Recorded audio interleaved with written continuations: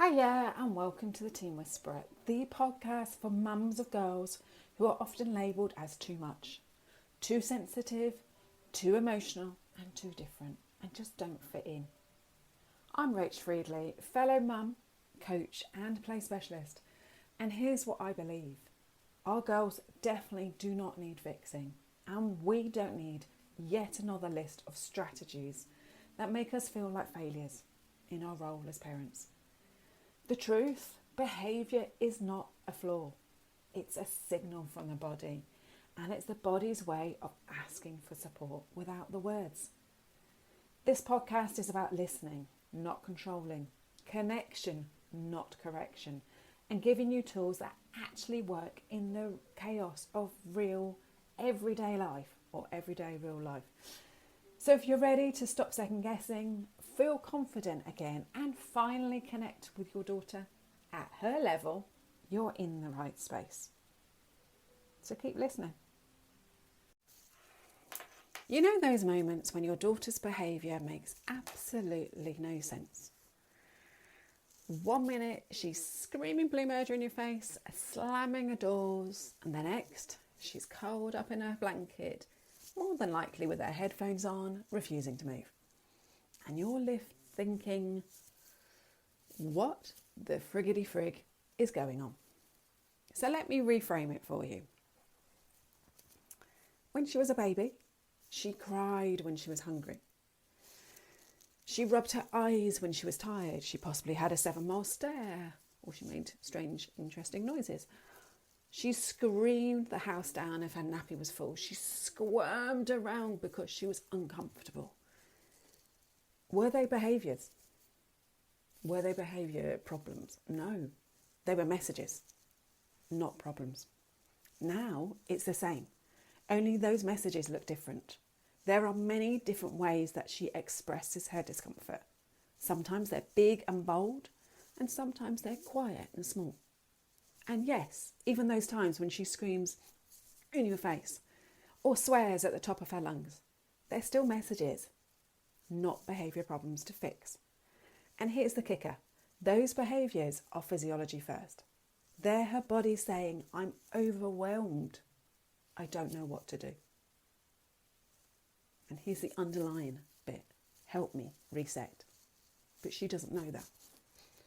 So welcome back to the Teen Whisperer, the podcast for mums of girls, tweens, teens and young women who are trying their best to figure out this whole, teenager thing. And I say that broadly as I cover the whole age range without completely losing the plot.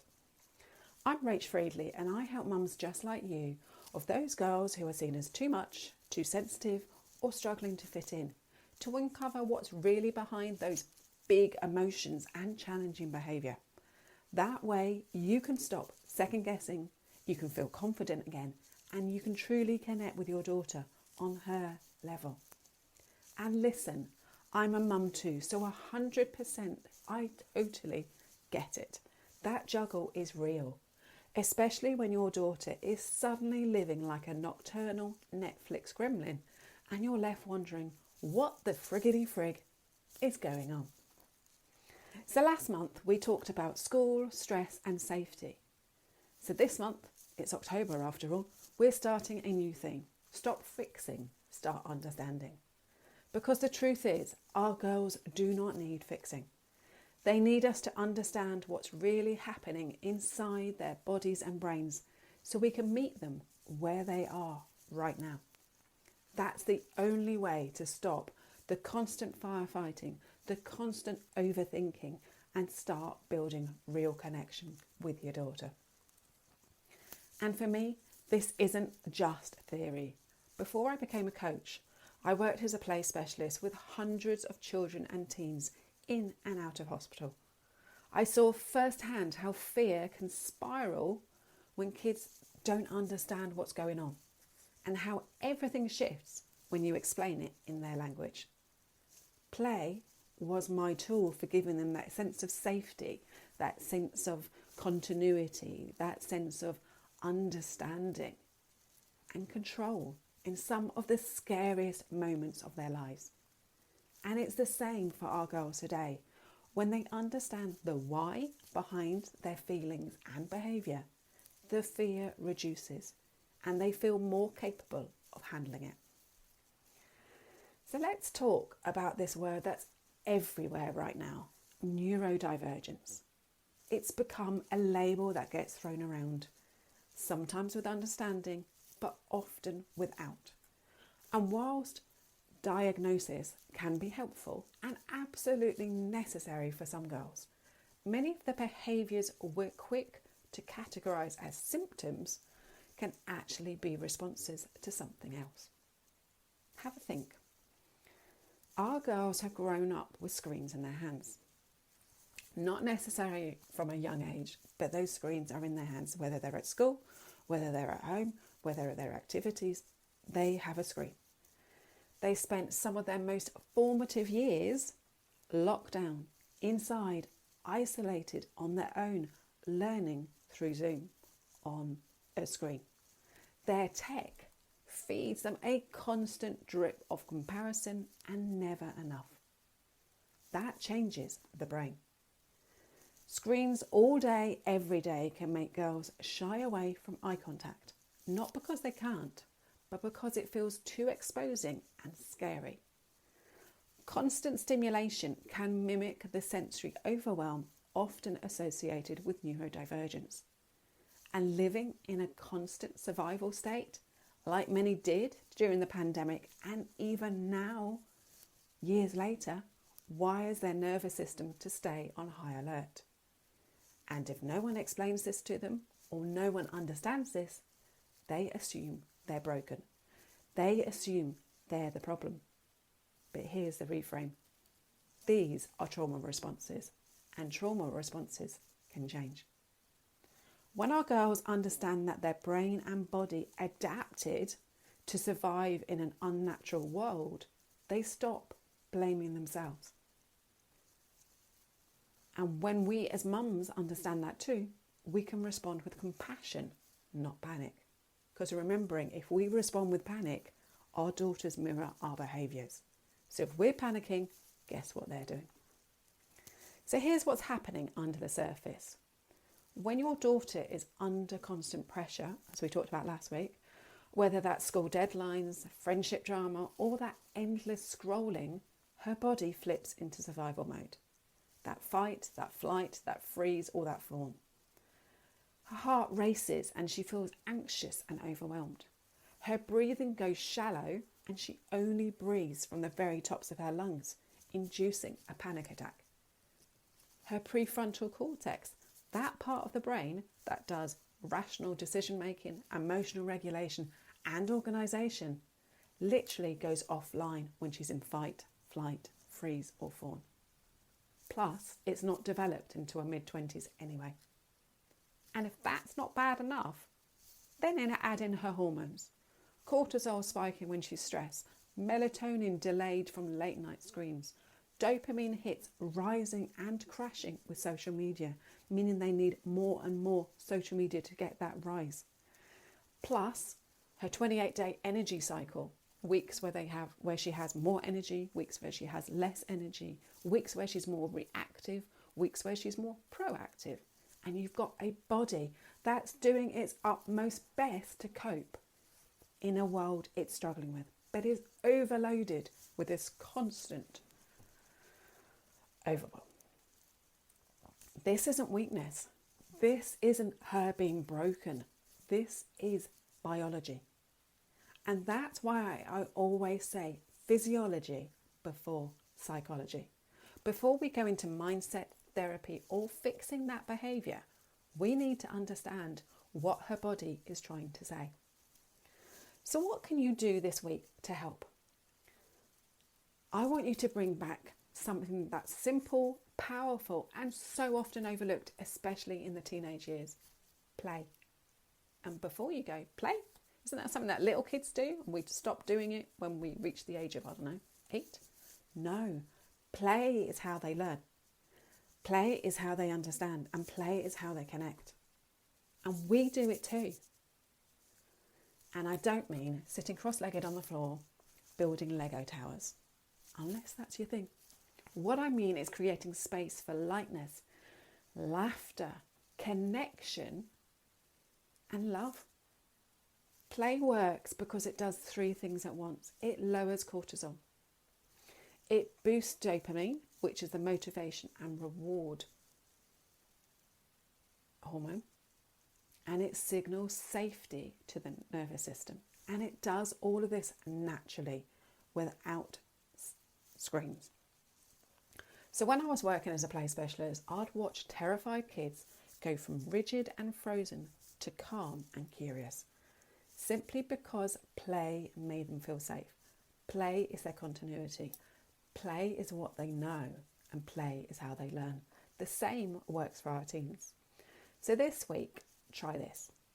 Set aside 10 minutes a day, if you can, even 10 minutes a week. Set aside a mini goal for you to do unstructured play with your daughter. And by unstructured, I mean they lead it. So no agenda, no lecture. Kick a ball around, play a silly card game, dance like idiots in the kitchen to your favourite music played really, really loud. Do some baking together. Let them lead. Make a meal together. Again, let them lead. Get outside and do something completely different that you've never done before. Or something that makes them shine. Something that feeds them. You'll be amazed at how it shifts the atmosphere. Because when the nervous system feels safe, the brain can come back online. It will not when the nervous system feels unsafe. So your challenge this week is simple. Play once a day or once a week. It has to be your goal of which you can stick to. So it's no point me telling you you've got to do it once a day, because sometimes you don't have the energy. Sometimes you just can't fit it in, and that's okay. So do what you can when you can. An example to help you, take a big piece of paper and literally mind map what it is you both want to do. It can be the simplest of things. As I say, it can be a ball game when it's throwing it down outside. It can be going outside. It can be doing, I don't know what. I'm just trying to think off the top of my head. But right now, what's really helping me to connect with my daughter is doing tracking with my dog. So my dog is learning how to track her scent. She's going off to hide and my dog's finding her. It's simple. But it gets my daughter out in nature, gets my daughter doing some exercise, and it gets the connection between her and my dog working. It's not about being perfect, I'll tell you that now. It's about showing her nervous system and yours that safety and connection are possible, even when life feels overwhelming. And that connection can be something so teeny, weeny, tiny. Playing with water. Now, before you say my daughter is 18, playing with water is not going to get it. Do you know what? Playing at the sea, playing down in the waves, playing in the river, playing in a lake. Doesn't have to be big. So here's what I want you to hold on to this week. So many of the behaviours we're quick to label: avoiding eye contact, zoning out on screens, shutting down in class, melting down at home, can look like symptoms of neurodivergence. And sometimes they are. But often they're also the body's way of coping with an environment that feels unsafe or overwhelming. That doesn't mean your daughter is broken. It just means her body and brain are doing exactly what they're designed to do: survive in an unnatural world. And here's the hope. The brain is not fixed. It's constantly rewiring itself based on experience. That's what we call neuroplasticity. It's where the brain, it's like pruning a bush, let's put it like this. You're pruning down some branches that are too long and it regrows from other parts. This is what it does. So every time your daughter finds safety, plays, rests, or feels understood, her brain is literally reshaping. New pathways are forming that tell her body, I'm safe, I can handle this, I'm not alone. This is why your connection matters more than correction. It's why physiology before psychology changes everything. Because when her nervous system feels safe, her brain can grow. So here's my takeaway for you this week. Your daughter's brain is not stuck. Thanks to neuroplasticity, every safe moment, every playful reset, every connection you build is literally reshaping her future. So if this landed with you, please hit subscribe, write me a review and share it with somebody else. And also, if you hit subscribe, obviously you don't miss out the next episode. They come out on a Wednesday morning at 8 o'clock, 7 o'clock. Share it with another mum who's in the thick of this too. She needs to hear she's not alone. And don't forget to grab my free 60-second reset for mums and girls. It's waiting for you in the show notes. And if you want to connect with me via text in the app. Because remember, it's physiology before psychology. Always. Let's be proactive, not reactive. So have a wonderful week and I'll speak to you next week. Take care. Bye-bye.